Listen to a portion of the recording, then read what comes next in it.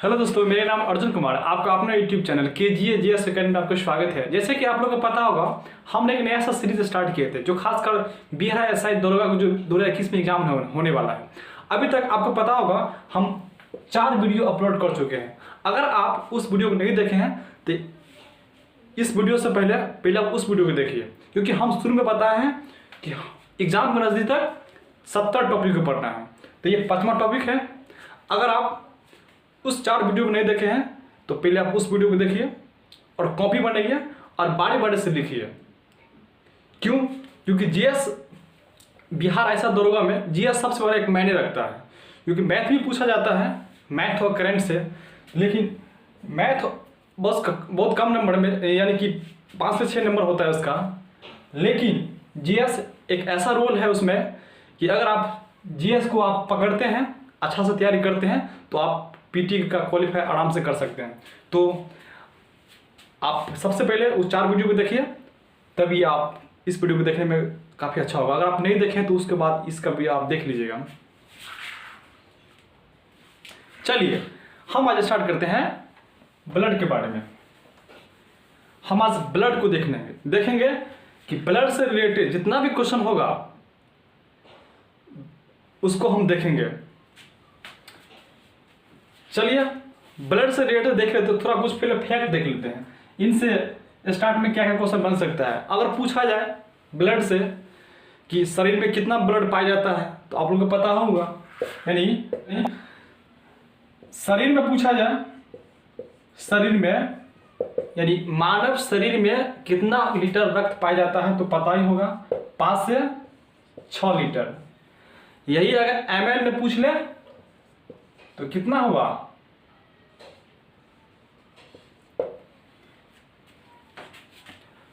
यानी 5040 लीटर, यानी कि 5040 ml हो गया। यानी अगर यही अगर ml में पूछ ले तो 5040 मिलीलीटर, यानी 5040 ml हो गया। अगर इससे अगर फैक्ट थोड़ा सा देख लेते हैं क्या है कि और क्या क्या बन सकता है क्वेश्चन, स्टार्ट में बात करते हैं। आज हम इसकी पूरा ऑपरेशन करेंगे, यानी ब्लड का पूरा ऑपरेशन करेंगे, अर्थात कि ब्लड से रिलेटेड जितना क्वेश्चन होगा उसको छोड़ेंगे नहीं आज। क्यों? क्योंकि एग्जाम नज़दीक है। तो जब एग्जाम नज़दीक है तो ब्लड से रिलेटेड अगर ब्लड पढ़ना है तो आज ही पढ़ना है, ब्लड पढ़ना है। इसके बाद कहीं भी ब्लड पढ़ना ही नहीं है। हाँ, लेकिन आप लोगों को करना क्या है कि कॉपी रही साथ में। हम शुरू से आप लोगों के लिए बोलते हैं, GS को अगर पढ़ना है, GK को पढ़ना है, तो कॉपी साथ हमेशा रहना चाहिए। और जो जो हम आपको बोलते हैं आप उसको लिख लीजिए, अच्छा रहेगा। जितना आप लिखिएगा उतना आपके लिए बेनिफिट रहेगा, अरे याद भी होगा और अच्छा भी होगा। तो कितना लीटर? 5 से 6 लीटर हो गया। अगर ml में पूछा है तो 5040 यानी मिलीलीटर हो गया। और ये सब और थोड़ा देख लेते हैं। स्टार्टिंग है तो थोड़ा क्वेश्चन देख लेते हैं, क्या दिक्कत है। अगर देख ले, यानी अगर निर्माण देख ले, हालांकि इसको जब हम पूरा बैकग्राउंड पढ़ेंगे तो उसमें तो और बता ही देंगे। स्टार्ट पीरियड है, पूछ लेते हैं। इसका निर्माण होता है, बच्चा है, जो भ्रूण अवस्था होता है बच्चा, उसमें अलग होता है। जो एडल्ट जो वयस्क होता है उसमें अलग होता है। अगर इसका निर्माण हम देख ले, यानी भ्रूणी अवस्था, इंग्लिश में फेटल स्टेट होता है इसका, यानी यकृत यानी लीवर में होता है। यानी कि ब्लड का निर्माण भ्रूणी अवस्था में कहाँ होता है? यकृत में, लीवर में होता है। सबसे बड़ी ग्रंथि है ये, यकृत है, जो मानव शरीर में 1.5 kg ग्राम का होता है ना। सबसे बड़ी ग्रंथि है। हम जब ग्रंथि पढ़ेंगे तब बताएंगे, है ना। यही अगर मार के चले कि अगर वयस्क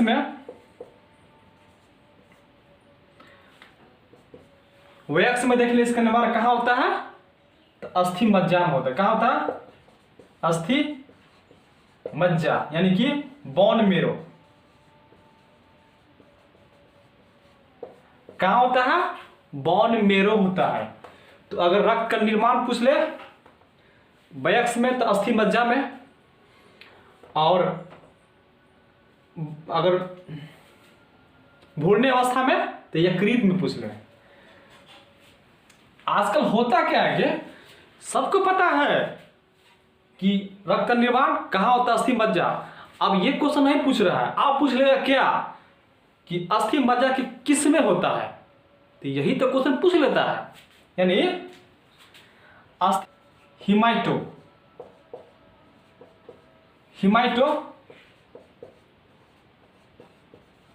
पोइटिक क्या होता है, हिमाइटोपोइटिक होता है। यानी अगर पूछ लेगा रक्त का निर्माण कहाँ होता है, ये स्टार्ट पीरियड है, हम इसके बारे में डिटेल से पूरा आराम से पढ़ेंगे, पूरे आराम से पढ़ेंगे, घबराने की कोई दिक्कत नहीं है। अगर आप मेरे चैनल पे हैं तो आप निश्चित हो जाइए कि आपको जीएस और जीके कहीं पढ़ना ही नहीं है। बस आपको करना क्या है कि मेरे चैनल को आप औंठा लगाइए, लाइक और सब्सक्राइब कर दीजिए और बेल आइकन को दबा दीजिए और अपना दोस्तों को बता दीजिए। बस आपको इतना ही करना है, बाकी काम मेरे पे छोड़ दीजिए, आप हम करेंगे ना। तो अगर पूछ ले कहाँ होता है तो अस्थि मज्जा में, अस्थि मज्जा के किस भाग में, तो वो क्या हो गया, हिमाइटोपोइटिक हो गया। तो आजकल ऐसा क्वेश्चन पूछा जा रहा है। अब हम इसके ब्लड की ऑपरेशन करते हैं, यानी ब्लड की ऑपरेशन करते हैं, ब्लड के बारे में पूरे डिटेल्स से पढ़ते हैं। बस आज ही पढ़ना है ब्लड के बारे में। हम ये बात को मानते हैं कि ब्लड के पढ़ने में इसमें अगर पूरा ब्लड पढ़ेंगे तो थोड़ा वीडियो थोड़ा लंबा होगा। कोशिश करेंगे कि अगर एक वीडियो में हो जाए तो ठीक है, लेते हैं रक्त को पूरे डिटेल्स में पढ़ते हैं। तो यहां से क्वेश्चन देख लेते क्या है, यानी कि रक्त, अगर हम रक्त के बारे में पढ़े, अगर हम रक्त के बारे में आपको बताएं कि ये हमारा शरीर में क्या करता है, तो बहुत बड़ा इंपॉर्टेंट रोल इसका शरीर में है। अगर हम आज स्वस्थ हैं, अगर हम आज आप लोग के सामने में अगर पढ़ा रहे हैं, मेरा शरीर फिटनेस है, तो वो रक्त का सबसे बड़ा इंपॉर्टेंट होता है। मान के चलिए रक्त का बहुत बड़ा इंपॉर्टेंट है।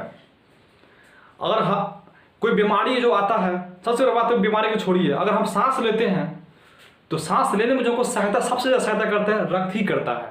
अगर बात करें तो अगर कोई बीमारी आता है ना, तो पहले क्या करता है, यही रक्त फिर रोकता है उसको।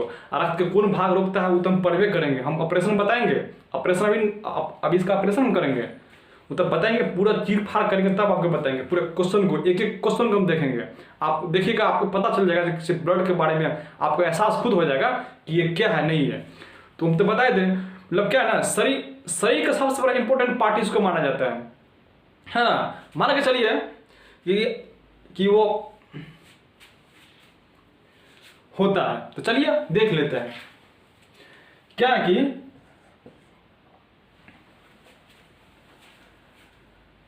देख लेते हैं। अगर इससे अगर इंपॉर्टेंट क्वेश्चन आप फैक्ट दिखाते हैं, आप लोग लिखते चलिए। यह एक संयोजी ऊतक होता है। आप देखिए बात क्या है, ब्लड क्या है, ब्लड एक संयोजिक ऊतक है। अगर हम संयोजिक ऊतक के बारे में बात करें तो अगर आप लोग अगर टिश्यू पढ़े होंगे ऊतक, तो आप इसको अच्छा सब समझ गए होंगे, नहीं तो कोई बात नहीं, हम पढ़ा देते आपको। इसका इंग्लिश में क्या होता है, हिंदी से तो पता नहीं चलता है, इंग्लिश से आपको पता चल जाएगा। इसका इंग्लिश में होता है, क्या होता है, कनेक्टिंग टिश्यू होता है।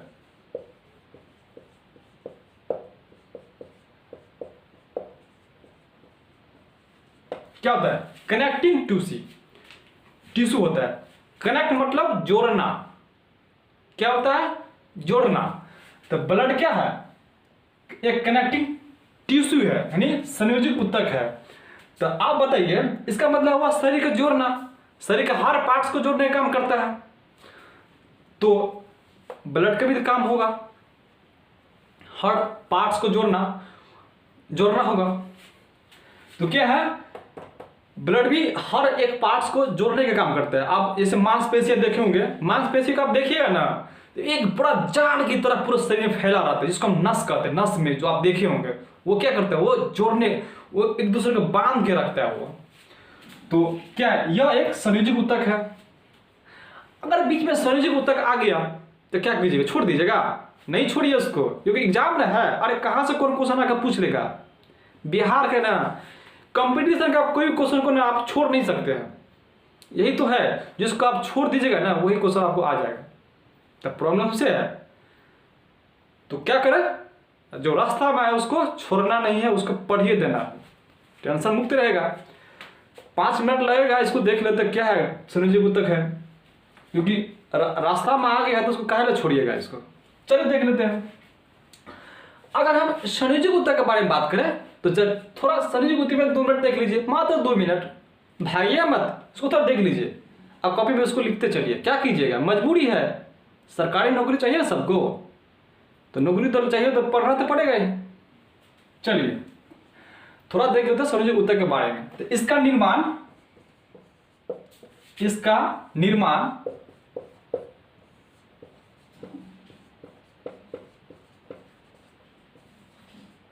मेसोडर्म से हुआ है। आप देखिए, पढ़ रहे हैं क्या, ब्लड आ गया संयोजित ऊतक, तो इसको छोड़िएगा मत, नहीं है छोड़िएगा। आप देखिए इसका निर्माण कहां हो गया, तो मेसोडर्म से हो गया। और एक क्वेश्चन ये भी पूछ लेता ऑब्जेक्टिव में, मेसोडर्म से भी क्वेश्चन आ गया है, हमने ऑब्जेक्टिव इसका देखे है ना। तो क्या ना, एग्जाम पास करना है आपको हर एक क्वेश्चन को जानना पड़ेगा। ये बात क्या ना, ये जो हम पढ़ रहे हैं एक तरह समझ लीजिए क्रैश कोर्स है। ये बिहार दरोगा का पीटी के लिए क्रैश कोर्स है। आप पहले पीटी के लिए सोचिए ना, मेंस का छोड़ दीजिए ना, मेंस का आप छोड़ दीजिए, क्योंकि जिसका पीटी निकलता है वो कहे ना मेंस छोड़ेगा, वो तो और हिला देगा पकड़ को, तो टेंशन नहीं लीजिए। इसका जो है ना, क्या है, मेसोडर्म है। आप मेसोडर्म आ गया तो क्या कीजिएगा, थोड़ा देख लीजिए मेसोडर्म के बारे में। जानते हैं जब बच्चा जो जन्म लेता है ना, तो उसको स्टार्ट में होता है, यानी कि फेटल स्टेज जो होता है, भ्रूणीय अवस्था होता है, उसमें 3 लेयर बनता है। क्या लेयर बनता है, 3 लेयर बनता है, 3 परत बनता है। एक परत हो गया इंडोडर्म, उसके बाद हो गया मेसोडर्म, यही मेसोडर्म पिछला भाग, लास्ट हो गया एक्टोडर्म। इंडोडर्म मतलब होता है कि शरीर के आंतरिक भाग को निर्माण करता है, यानी इंटरनल पार्ट हो गया। मेसोडर्म हो गया शरीर के मध्य भाग का, तो ब्लड टिश्यू जो देख रहे हैं, ब्लड देख रहे हैं, टिश्यू देख रहे हैं, ये हड्डी जो देख रहे हैं, क्या है, शरीर का पिछला भाग है। क्या भाग है, पिछला भाग। उसके बाद कहा एक्टोडर्म। एक्टोडर्म होता क्या कि शरीर के बाह्य भाग को निर्माण करता है। कौन भाग का, बाहरी भाग का, जैसे स्किन, चमड़ा हो गया, है ना, कोई शेप जो आकृति आप देख रहे हैं, मेरा शरीर का जो आप शेप आकृति देख रहे हैं, क्या है, ये बाहरी भाग हुआ। तो इसका निर्माण एक्टोडर्म से होता है। तो ऐसा ऑब्जेक्टिव पूछ लेता है ना। मेसोडर्म से भी क्वेश्चन पूछा गया है, और मेसोडर्म से भी होता है, क्वेश्चन पूछ लिया जाता है। तो देख लेते हैं, मान के चलिए ये स्टार्टिंग, मान के चलिए क्या ना, बच्चे का स्टार्टिंग पॉइंट है ये, मतलब कि स्टार्टिंग पीरियड जो जिसको कहते हैं। इसमें ना जब बच्चे जो जन्म लेता है, इसमें 3 लेयर बनता है। कितना लेयर, 3 लेयर। देख लीजिए, एक हो गया ये लेयर हो गया, एक आपका ये लेयर हो गया, 3 लेयर हो गया ना। तो सबसे पहले क्या बनता है, इंडोडर्म बनता है।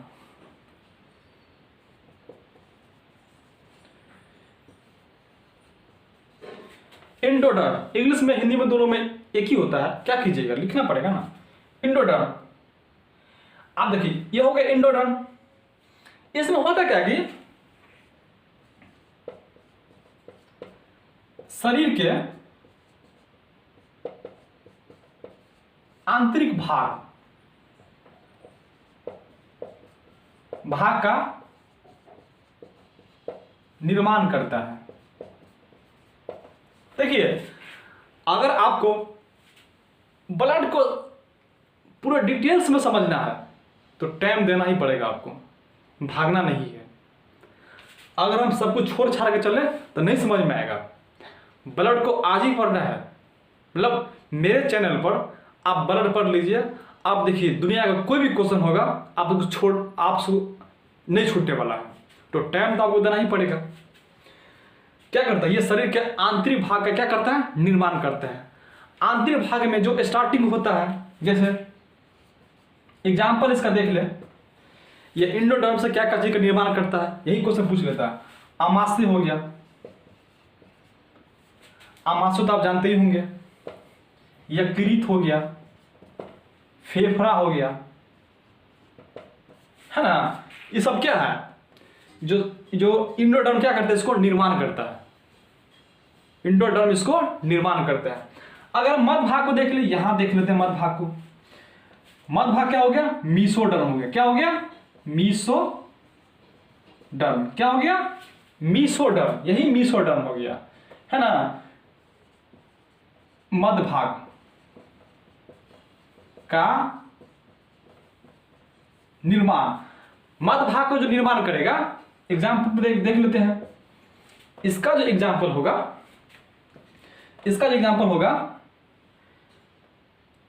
कोशिका होगा, उत्तक हो गया, रक्त हो गया और हृदय पेशी हो गया। हृदय पेशी आप देख लीजिए, कोशिका, उत्तक, रक्त और हृदय पेशी, ये सब क्या है, शरीर को एक दूसरे में जोड़ने का काम करता है।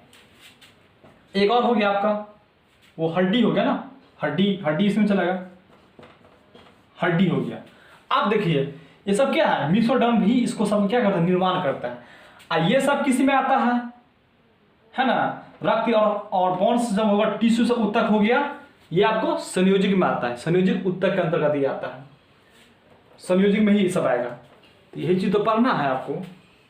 मीसोडर्म जो पिछला जो पार्ट होता है इसका निर्माण करता है। एक आपको हो गया ये इक्टोडर्म। क्या है, इक्टोडर्म। ये क्या करता है, शरीर के बाह्य भाग का क्या करता है, निर्माण करता है।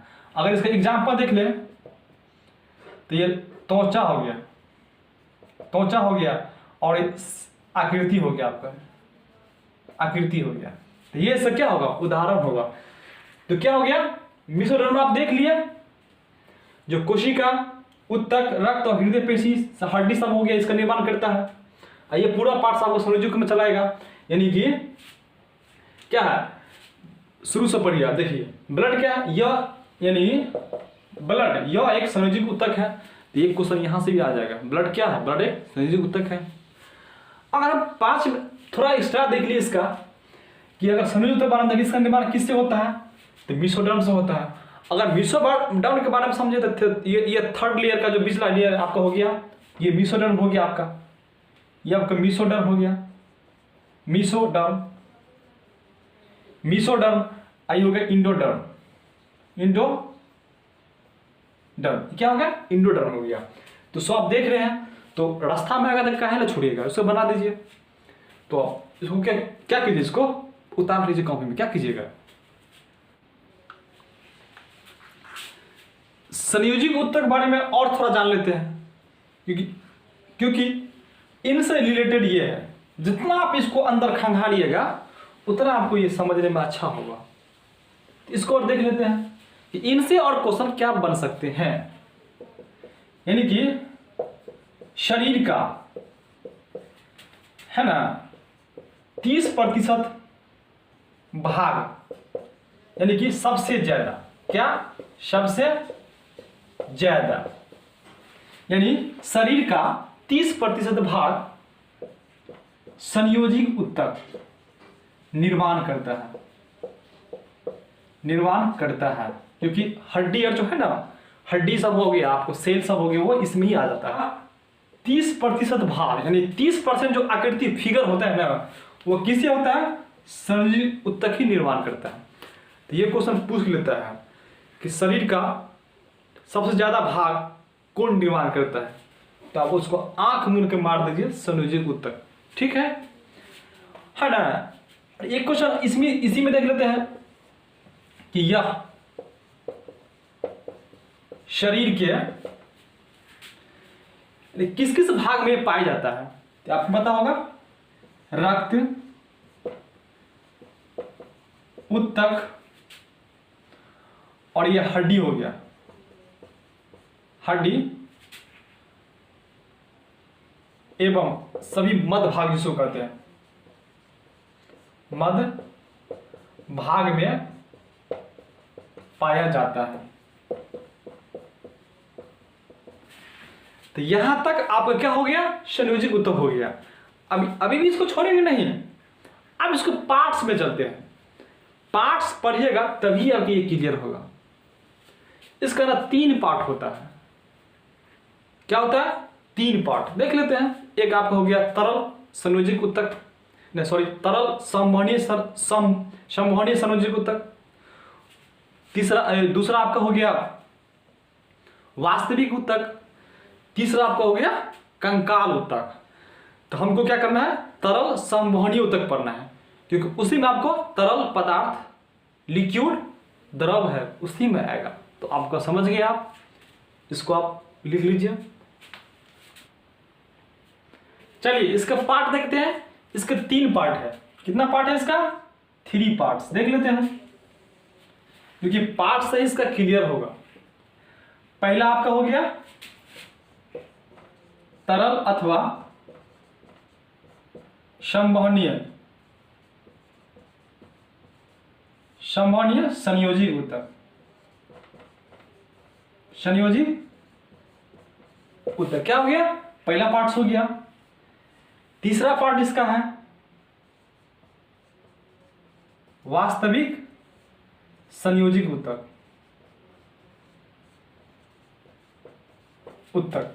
वास्तविक संयोजित ऊतक। थर्ड पार्ट आपका हो गया कंकाल ऊतक। कंकाल ऊतक।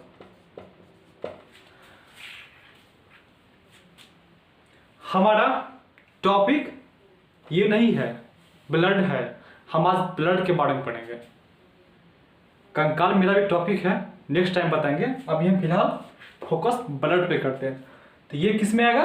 ब्लड इसमें आएगा, क्योंकि तरल मतलब लिक्विड, लिक्विड मतलब द्रव, द्रव मतलब खून, खून मतलब पानी। बस हो तो गया, क्या दिक्कत है?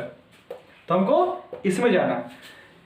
ये क्वेश्चन यहां से भी आ सकता है, संयोजित ऊतक के कितने पार्ट्स होते हैं? इसके 3 पार्ट्स होते हैं। तो आप इसको ऐसे भी याद रख सकते हैं। तो अब इसको हम हटाते हैं, ऑपरेशन इसको करते हैं। तो आप इसको उतार लीजिए। चलिए क्या है? तरल अथवा संवहनीय संयोजित ऊतक, यानी तरल अथवा संवहनीय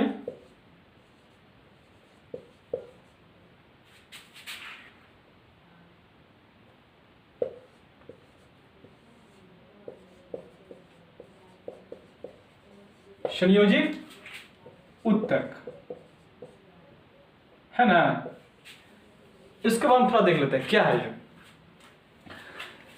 तरल अथवा संवहनीय ऊतक। तरल अथवा संवहनीय ऊतक यानी इसका जो निर्माण होता है ना, इसका निर्माण ब्लड और लसिका के मिल से हुआ है, मिल के हुआ है। किसका किसका मिल के हुआ है? ब्लड और लसिका, यानी खून और लसिका के मिल के सब क्या हुआ? निर्माण हुआ, यानी लिम्फ और ब्लड को मिल के इसका निर्माण हुआ है। तो हम इसको ऐसे करके लिख सकते हैं,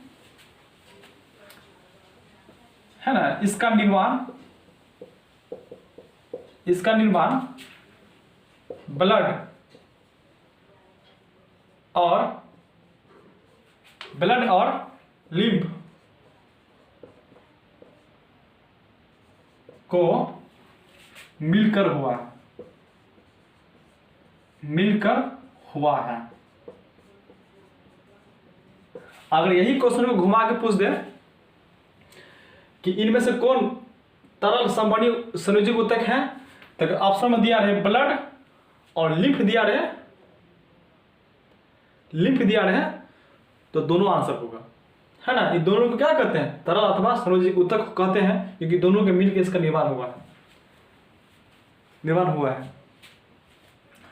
तो आप देखिए, अब हम ब्लड पर आ गया, ब्लड आ गया और लिम्फ, हम ब्लड के नजदीक आ गया, ब्लड के नजदीक आ गया।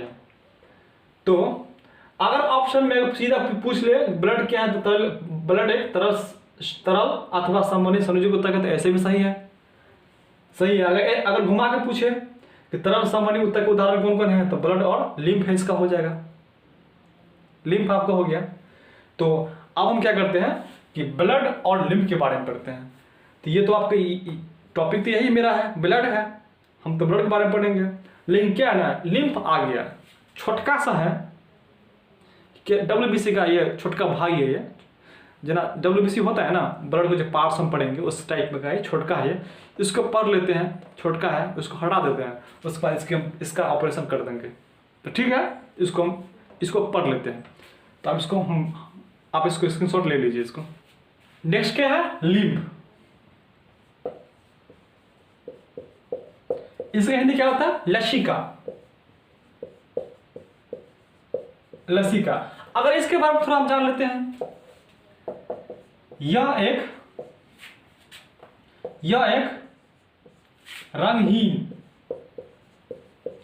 रंगहीन द्रव होता है, अर्थात इसको कह सकते हैं यह एक कलरलेस होता है। क्या होता है, कलरलेस। इसमें श्वेत रक्त कण यानी WBC उपस्थित होता है। क्या होता है, उपस्थित होता है। WBC क्या होता है, इसमें उपस्थित होता है। अगर WBC इसमें उपस्थित होता है तो WBC तो हम, हालांकि WBC अभी नहीं बताया है, लेकिन आप लोग जानते होंगे WBC का काम क्या है, शरीर के रोगों से बचाना। क्या करता है, शरीर में रोगों से, यानी कि ये खास प्रतिरक्षा तंत्र का ये निर्माण करता है, यानी कि इम्यून सिस्टम को ये क्या करता है, निर्माण करता है, रोगों से बचाता है। वो तो आगे पढ़ेंगे। जब ये मान के चलिए WBC अगर इसमें पाया जाएगा, लिम्फ में पाया जाएगा, तो इसका काम है रोगों से बचाना, तो इसका भी काम है रोगों से बचाना। तो दिक्कत क्या है इसमें, लिखिए, है ना। यानी इसमें काम समझ गए, रोग से बचाना, लेकिन इसमें क्या उपस्थित होता है जो रोग से बचाता है, यही पूछ लेता है क्वेश्चन में। आप घुमा के क्वेश्चन पूछ लिया जाता है ना, इसको लिखिए आप। इसमें उपस्थित लिम्फोसाइट, क्या, लिम्फोसाइट,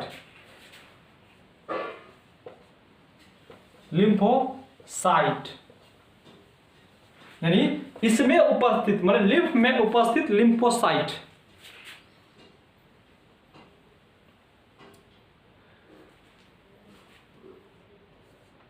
रोगाणुओं से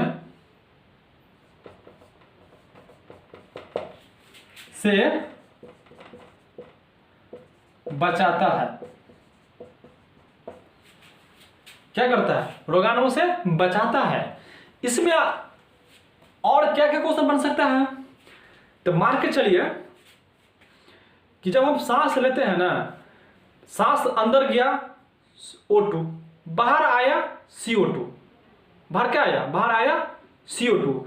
अगर मान के चलिए कि हमारे शरीर में ऑक्सीजन को जब विभिन्न भागों को पहुंचाता है, वो RBC पहुंचाता है। इसके बारे में आगे पढ़ेंगे। अगर वो ऑक्सीजन को विभिन्न भाग में, अगर ऑक्सीजन को यानी O2 को विभिन्न भाग में RBC यानी कि लाल रक्त कण अगर पहुंचाता है और CO2 को बाहर निकालता है, CO2 को अगर बाहर निकालता है तो बाहर में नहीं बैठा होगा, साइड में बैठा होगा, क्योंकि इसका काम क्या, रोगों से बचाना, है ना। जब वो छोड़ता है ना मुंह से, तो वो इसी होके वो निकल जाता है, इसी होके वो लिम्फ से ही होके वो क्या, वही रास्ता बैठा होगा, निकल जाता है। तो इसको हम ऐसा कह सकते हैं कि लिम्फ में CO2 की मात्रा सबसे अधिक होता है। क्या होता है?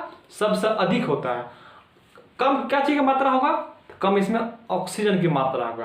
और कम इसमें ऑक्सीजन नहीं, इसमें फास्फोरस कम रहता है ना, इसमें फास्फोरस भी कम रहता है, इसमें कैल्शियम भी कम रहता है। तो यही क्वेश्चन पूछ लेता है। तो इसमें हम ऐसा करके इसमें लिख सकते हैं, यानी लिखिए, हम ऐसा करके इसमें लिख लेते हैं कि यहां से तीर मारे यहां पर लिखिए, इसमें CO2 कार्बन डाइऑक्साइड, ये तो आप इसको बढ़िया से जानते होंगे, कार्बन डाइऑक्साइड हुआ ये। वायुमंडल में पूछे, अगर एक्स्ट्रा क्वेश्चन हुआ तो 0.03% इसका होता है, 0.03% हो गया ये। अगर इसमें देख ले, इसमें CO2 की मात्रा सबसे अधिक होता है। क्या होता है? सबसे अधिक होता है, अधिक हो गया। CO2 के बारे में आप जानते होंगे, वायुमंडल में कितना परसेंट होता है? 0.03% ही होता है। वायुमंडल वो ना सबसे गर्म गैस होता है ये। वायुमंडल अगर इतना बड़ा गर्म जो जो होता है ना गर्म, CO2 का सबसे बड़ा योगदान इसमें है। इसके बारे में बहुत लोचा है ना। ये कहाँ से आता है तो आप देखते होंगे, हम जब सांस छोड़ते हैं तो ये आता है ना, ये बाहर निकलता है। इसी का उपयोग कौन करता है? पेड़ पौधा खाना बनाने में करता है, वो आदान प्रदान होते रहता है, वो हमको ऑक्सीजन देता है। इस तरह की बात है। अगर ज़्यादा उस पर ध्यान देंगे तो ये मेरा टॉपिक टाइम ज़्यादा लग जाएगा। उसके बाद क्या है कि अगर हम देखें, हाँ, सबसे अधिक मात्रा में क्या होता है? CO2। तो क्वेश्चन यहाँ से क्वेश्चन पूछ लेता है कि किस में CO2 की मात्रा सबसे अधिक होता है, तो लस्सी का यह लिंप हो जाएगा। और सबसे कम पूछा जाए, अगर हम कम के बारे में बात करें तो कम हो गया O2 ऑक्सीजन। उसके बाद सबसे कम मात्रा में इसमें क्या होता है? ऑक्सीजन, कैल्शियम और फास्फोरस, ये तीनों सबसे कम मात्रा में पाया जाता है, और CO2 सबसे ज्यादा मात्रा में पाया जाता है। क्या करता है इसमें? यह क्या करता है? यह हमें रोगों से बचाता है, रोगों से।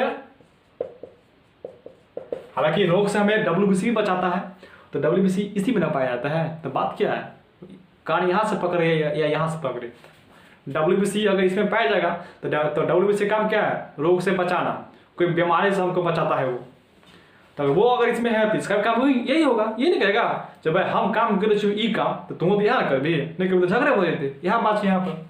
तो मान के चलिए, हाँ क्या है तो देख लेते हैं। तो लिम्फ से, हाँ, इसमें उपस्थित लिम्फोसाइट होता है जो लोगों से क्या करता है? बचाता है। तो आखिर हम ऐसा कह सकते हैं कि लिम्फोसाइट क्या करता है? हमारे शरीर में प्रतिरक्षा तंत्र का निर्माण करते हैं। और इसका कार्य पूछ ले, कार्य लिम्फोसाइट का, तो ये क्या करता है? प्रतिरक्षा तंत्र, यानी कि इम्यून सिस्टम, इम्यून सिस्टम, यानी इम्यून सिस्टम को निर्माण करता है। क्या करता है? निर्माण करता है। यानी लिम्फोसाइट का अगर कार्य पूछ ले तो प्रतिरक्षा तंत्र यानी कि इम्यून सिस्टम का निर्माण करता है। तो लसिका से इतना ही क्वेश्चन, ज्यादा क्वेश्चन कहीं नहीं से आएगा। अगर पूछ के लसिका में तो इतना, इससे ज्यादा क्वेश्चन कहीं पूछबे नहीं करेगा। तो आप इसको कॉपी में इसको लिख लीजिए। अब हम आगे कहाँ पर? ब्लड पे। लसिका पढ़ लिया, अब आगे ब्लड। आप इसको पढ़ेंगे तो काफी अच्छा होगा। तो आप लिखिए, है ना, यह एक संयोजिक ऊतक होता है, ऊतक होता है। चलिए, ये तो हो गया, है ना। यह क्या होता है? संयोजिक ऊतक होता है। और इसका निर्माण अगर देख ले, इसका निर्माण देख ले, इसका निर्माण आपका हो गया क्या? प्लाज्मा एवं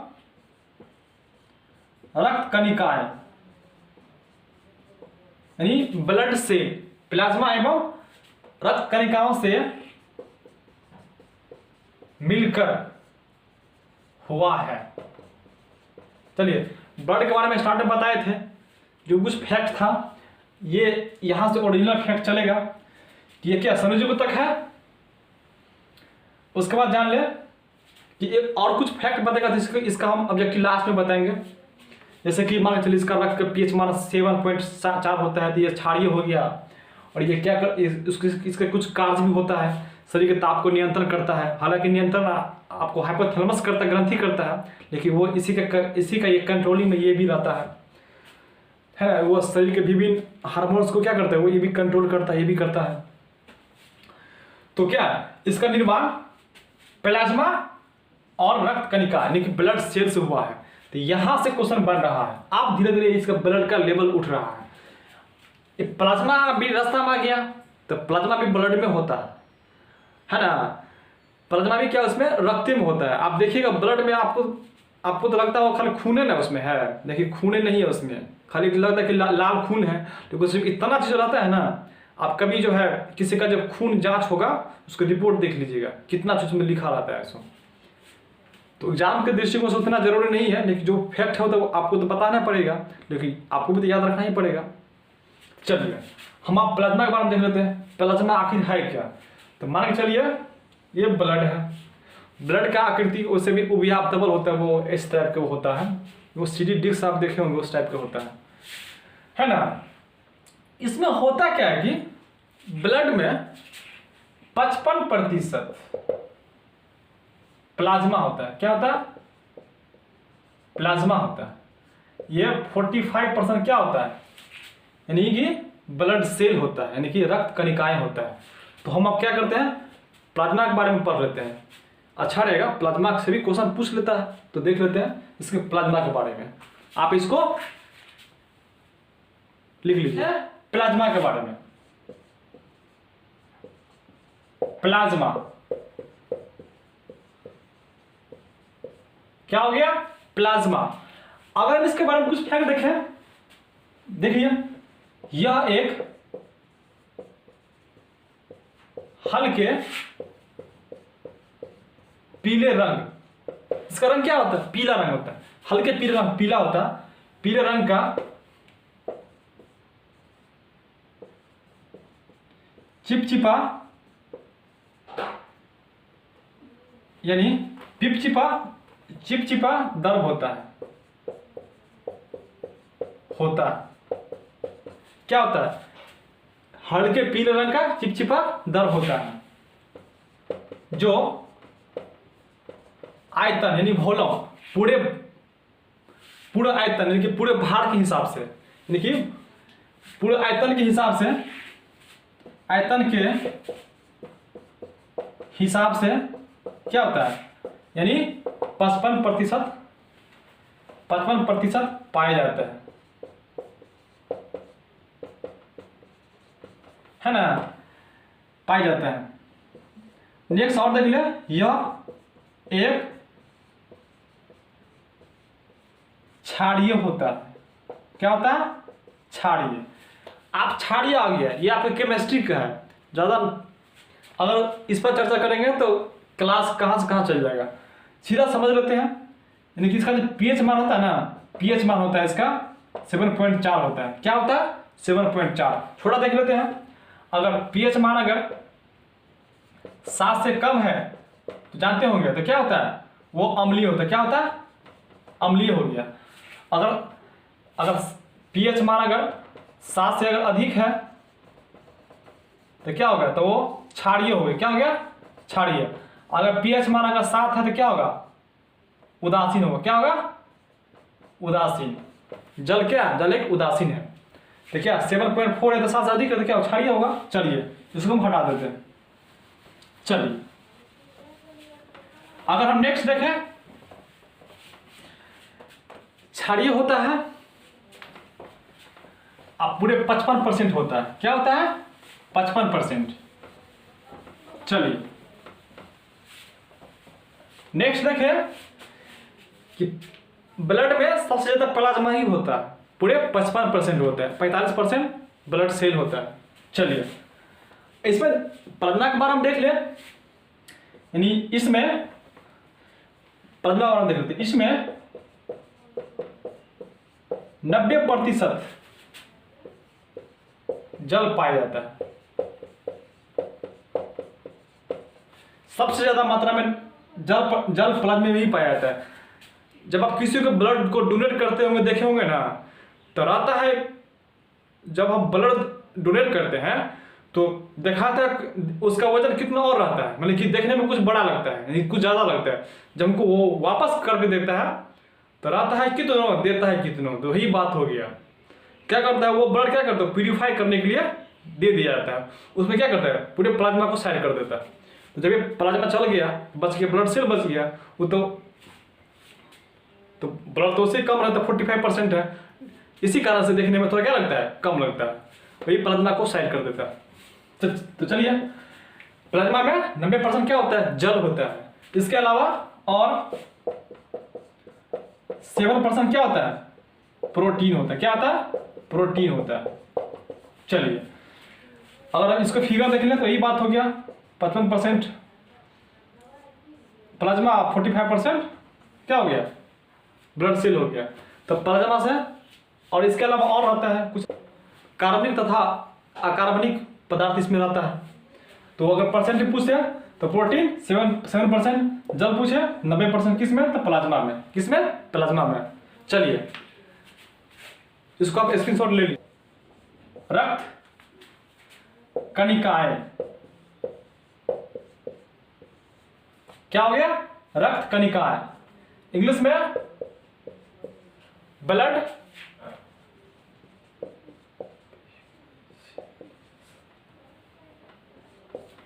यानी ब्लड कर्पुसेल्स हो गया इसका। यानी कि हम अब कहां गए, यहां आ गए। ब्लड जो बना था, दो चीज मिलकर बना था, प्लाज्मा और रक्त कणिका के मिलकर बना था। तो हम प्लाज्मा पढ़ लिए हैं, आप पढ़ेंगे रक्त कणिकाएं के बारे में।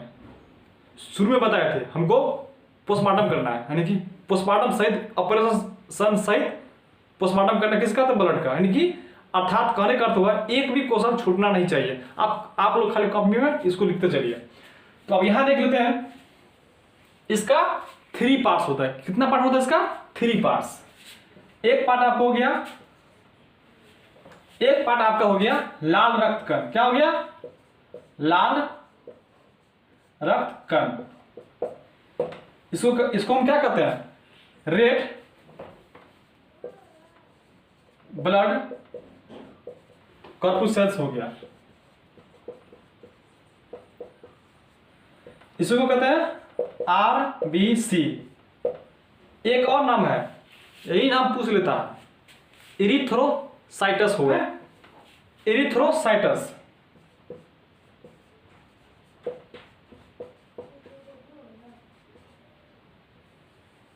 यानी इरिथ्रोसाइटस, यही इसका नाम है, पूछ लेता है। श्वेत रक्त कण, वही श्वेत रक्त जो लसिका, वही यही श्वेत रक्त जो लसिका में, यानी लिप में पाया गया था। श्वेत रक्त कणिकाएं, यानी व्हाइट ब्लड कर्पुसेल्स हो गया। इसको एक और नाम है, इसको WBC भी इसको कह सकते हैं। इसका एक और नाम हो गया ल्यूकोसाइट हो गया, ल्यूकोसाइट। क्या हो गया, ल्यूकोसाइट। थर्ड पार्ट इसका क्या हो गया, यहां लिख देते हैं, यहां पर, यानी रक्त प्लेटलेट्स।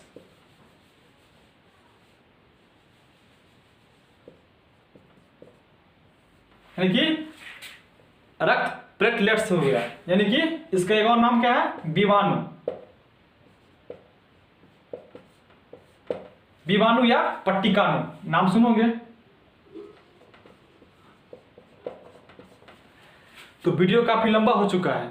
अगर ये वीडियो अगर अच्छा लगा आपको तो कृपया मेरे चैनल को लाइक और सब्सक्राइब कर दीजिए, ताकि मैं नेक्स्ट पार्ट में लाऊं तो आपके मोबाइल पर तुरंत नोटिफिकेशन मिल जाए। तो थैंक यू, धन्यवाद।